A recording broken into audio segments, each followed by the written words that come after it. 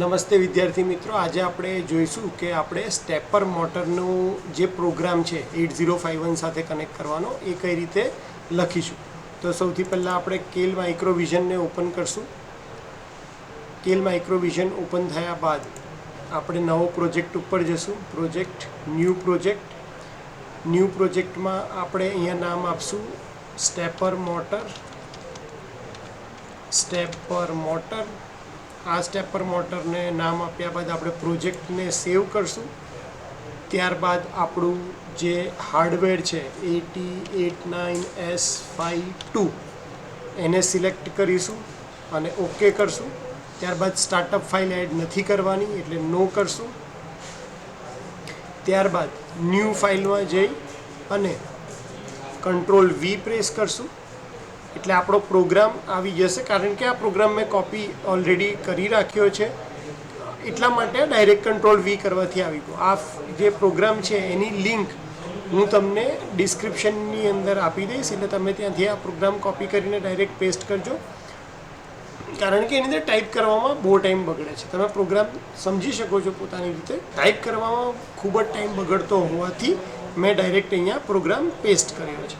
Program paste થઈ ગયો. હવે મારે એને સેવ કરવો પડશે તો હું સેવ ઉપર ક્લિક કરીશ અને આ ASM એટલે કે એસેમ્બલી લેંગ્વેજમાં કોડ લખેલો છે એટલે હું આને નામ આપીશ સ્ટેપર મોટર રન અને આપણે ક્લોકવાઇઝ ફરાવવા માટેનો આ પ્રોગ્રામ છે અને .asm ફાઇલથી સેવ કરીશ કારણ કે આ એસેમ્બલી લેંગ્વેજમાં લખાયેલો કોડ છે.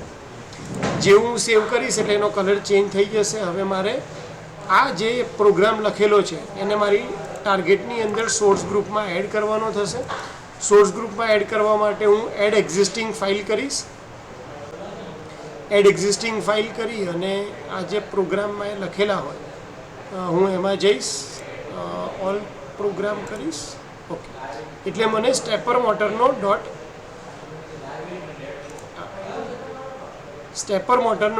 .asm વાળો પ્રોગ્રામ હું સિલેક્ટ કરી એડ કરીશ. જેવું હું એડ કરીશ એટલે સોર્સ ગ્રુપની અંદર આ ક્લોઝ કરીએ એટલે સોર્સ ગ્રુપમાં આ પ્રોગ્રામ મને દેખાશે. આને હું રાઇટ ક્લિક કરી અને બિલ્ડ ટાર્ગેટ કરી અને ચેક કરી લઈશ કે એરર છે કે નહીં. તો કોઈ પણ એરર કે વોર્નિંગ છે નહીં. એનો મતલબ કે મારો આ પ્રોગ્રામ લખાયો છે એ બરાબર છે. પ્રોગ્રામ બરાબર લખાયેલો છે તો હવે મારે આની હેક્સ ફાઇલ ક્રિએટ કરવી પડશે. હેક્સ ફાઇલ ક્રિએટ કરવા માટે હું ટાર્ગેટમાં જઈ ઓપ્શન ફોર ટાર્ગેટ 1 સિલેક્ટ કરીશ. ફ્રીક્વન્સી 11.0592 સિલેક્ટ કરીશ. આઉટપુટમાં જઈ અને ક્રિએટ હેક્સ ફાઇલ ઉપર ટિક કરીશ. ઓકેનું બટન પ્રેસ કરીશ અને ફરીથી અથવા તો અહીંયાથી બિલ્ડ અથવા તો અહીંયાથી રાઇટ ક્લિક કરી અને બિલ્ડ ટાર્ગેટ કરીશ એટલે મારી હેક્સ ફાઇલ જનરેટ થશે જે અહીંયા મેસેજના ફોર્મમાં દેખાશે. અને આ હેક્સ ફાઇલ જનરેટ થયા પછી આપણે ચેક કરી લઈશું. ડેસ્કટોપમાં જઈ અને 8051 ઓબ્જેક્ટ્સમાં જઈ અને સ્ટેપર મોટરની હેક્સ ફાઇલ, આ મારી હેક્સ ફાઇલ છે અને મારે હવે નાખવી છે 8051ની અંદર. તો 8051માં નાખવા માટે હું શું કરીશ તો પ્રોગ્રામ ISP બોર્ડ ખોલીશ.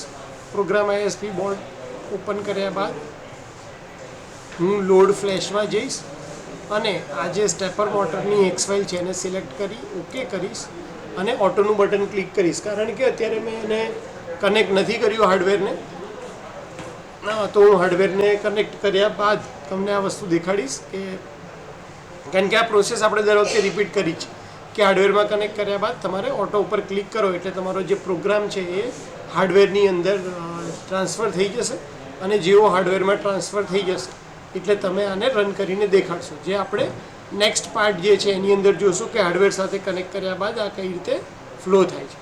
તો હોપ કે તમને કઈ રીતે કેલ સોફ્ટવેરની અંદર પ્રોગ્રામ ટાઈપ કરવાનો છે એટલે કે કોપી પેસ્ટ કઈ રીતે કરી દેવાનો છે, ક્યાંથી પ્રોગ્રામ લેવાનો છે અને કઈ રીતે મોટરને ક્લોકવાઇઝ ડાયરેક્શનમાં ફેરવવાની છે એના વિશે ખ્યાલ આવી ગયો છે.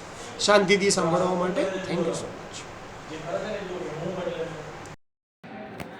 નમસ્તે વિદ્યાર્થી મિત્રો, આજે આપણે જોવાના છે કનેક્શન સ્ટેપર મોટરનું 8051 આર્યભટ્ટનું જે બોર્ડ છે એની સાથે કઈ રીતે આપણે કનેક્શન કરવાના છે એક એક કરીને કોમ્પોનન્ટનું ઇન્ટ્રોડક્શન લઈ લઈએ.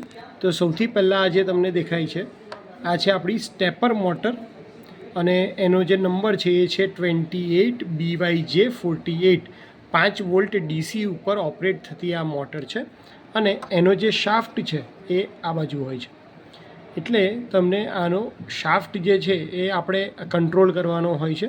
જેવી રીતે આપણે એને ક્લોકવાઇઝ એન્ટી ક્લોકવાઇઝ એની સ્પીડ વધારવી હોય કે ઘટાડવી હોય તો આપણે કરી શકીએ છીએ. હવે આ સ્ટેપર મોટર ચાલે છે કઈ રીતે? તો સ્ટેપર મોટરને ચલાવવા માટે તમને ડ્રાઈવરની જરૂર પડે અને આ જે ડ્રાઈવર છે એ બે ટાઈપના ડ્રાઈવર આવે છે. એક આ ટાઈપનું છે જે ULN 2003 તરીકે ઓળખાય છે અને ULN 2003માં જો તમે વાત કરો તો એ તમારી પાસે અહીંયા 4 ટર્મિનલ ઇનપુટ તરીકે હોય છે. એટલે કે મારે આ મોટરને કંટ્રોલ કરવી હોય તો હું મોટરનું કનેક્શન ક્યાં કરીશ? તો પહેલાં તો ડ્રાઈવર સર્કિટ સાથે કરીશ અને આ ડ્રાઈવર સર્કિટને કમાન્ડ્સ એની મદદથી આપીશ. તો આપણા આર્યભટ્ટ બોર્ડની અંદર મેં કનેક્શન કર્યા છે પોર્ટ નંબર 1 થી લઈ અને પોર્ટ નંબર 3 સુધી. તો આપણી જે 4 કોઇલ છે, કઈ 4 કોઇલની હું વાત કરું છું?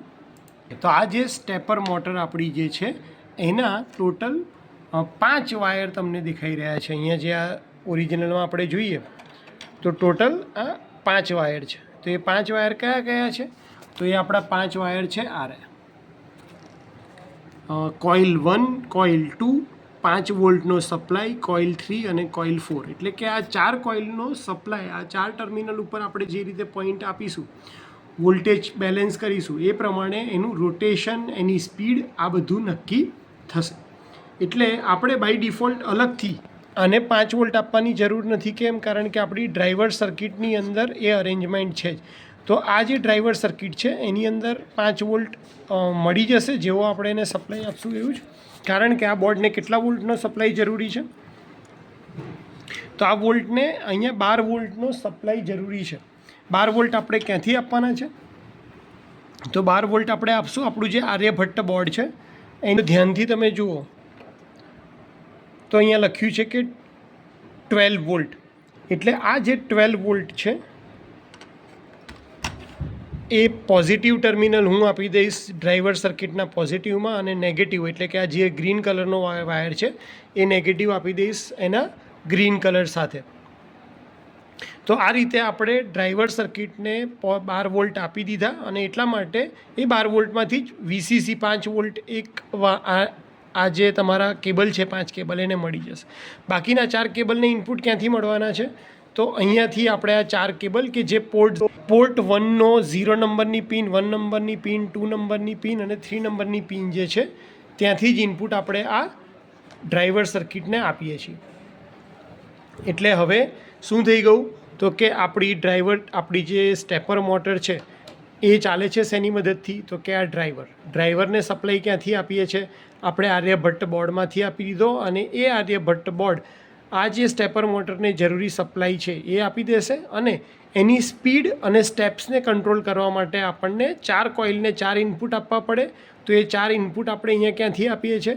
તો આર્યભટ્ટ બોર્ડમાંથી આપીએ છીએ પોર્ટ નંબર 1માંથી 1.0થી લઈ અને 1.3. 1.0 આપણે કનેક્ટ કર્યું છે ઇનપુટ 1 સાથે.